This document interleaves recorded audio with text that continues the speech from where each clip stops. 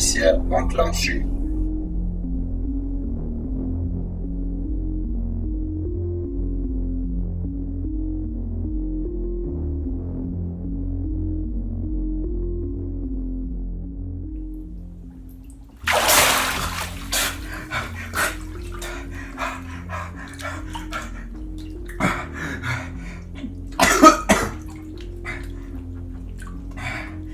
Ça fait combien de temps que je dors?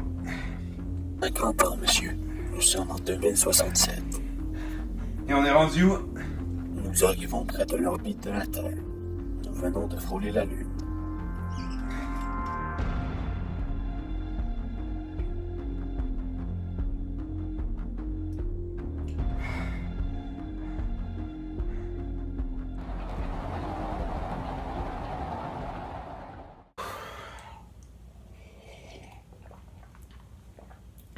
Il était temps que je revienne sur cette planète.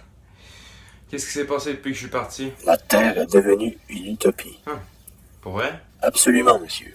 Par exemple, l'environnement se porte à merveille. Des programmes environnementaux? Des programmes et des inventions comme les amendes environnementales.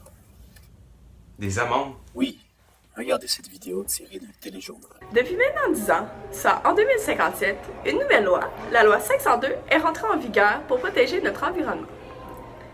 S'il y a un contrevenant qui va à l'encontre d'une loi environnementale, ce dernier aura une conséquence relative à celle-ci. Exemple, un malfaiteur coupe un arbre, il devra en planter 10. Ceci est pour réparer le geste qui est allé à l'encontre de notre environnement. C'est une loi très efficace de nos jours. Et il y a d'autres programmes, comme les punitions aux compagnies qui ne respectent pas certaines règles environnementales. Il y a des inventions, tu disais? Oui, comme la centrale solaire orbitale, qui recueille de l'énergie solaire grâce à d'énormes panneaux solaires, et envoie cette énergie sur la Terre grâce à un faisceau de micro-ondes.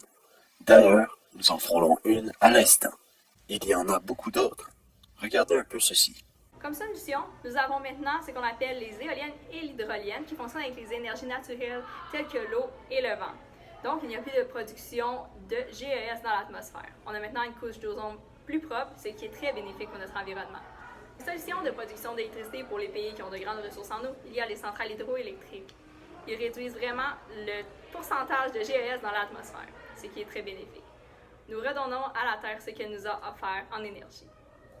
De plus, beaucoup de pays s'entraident dans leur force et leur faiblesse du côté de la consommation écologique. Nos nouvelles voitures sont très écologiques. Elles prennent l'énergie venant du soleil et des centrales hydroélectriques pour former une seule énergie. Lorsque les voitures passent sur la route, elles se rechargent automatiquement. Donc, plus besoin d'y mettre du carburant. Au revoir les énergies fossiles. L'agriculture traditionnelle n'est maintenant que du passé. Nous avons maintenant les fermes verticales. Celles-ci nous permettent l'autosuffisance. C'est comme un petit bloc appartement qui contient plusieurs ressources et animaux. On nourrit les animaux avec les ressources qu'on produit. Il n'y a aucune machinerie utilisée. Ce sont de bonnes idées. Et comme disait Rutger Bregman, les idées changent le monde. L'homme est donc de plus en plus lié à la nature. En effet, car l'humanité a compris que si l'écologie n'existe plus, l'économie disparaît avec elle. Hubert Reeves? Exactement. Nous arrivons bientôt à destination, monsieur. Parfait.